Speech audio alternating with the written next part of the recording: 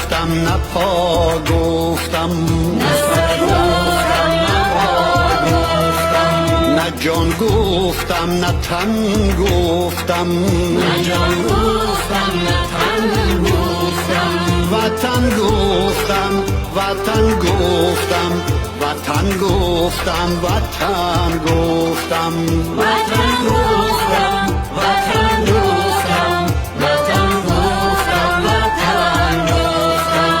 هزاران بار ما گفتم کسی هم دل نشد، اما کسی هم دل نشد، اما جهان زیدی من شورید. اگر یک بار من گفتم، اگر یک بار من گفتم، و آیان دل نهادم دیدم و دل بر عیان بستم. به غربت از وطن گفتم، به خلوت انجمن گفتم، وطن گفتم وطن گفتم، وطن گفتم وطن گفتم.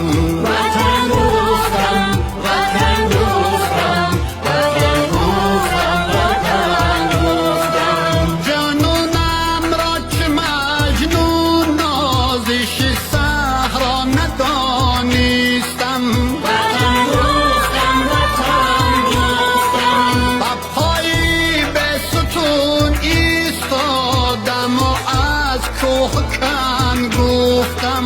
وطن گفتم وطن گفتم، زبانی شمع طبعم گاه گه دامانی دل گیرد.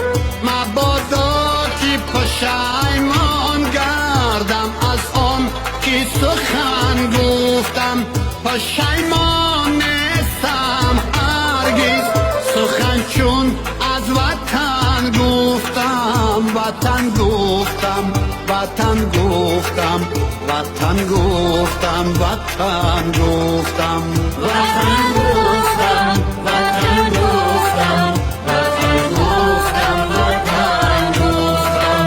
نه سر گفتم نه پا گفتم، نه سر گفتم نه پا گفتم، نه جان گفتم نه تن گفتم، نه جان گفتم نه تن گفتم. وطن گفتم وطن گفتم، وطن گفتم وطن گفتم.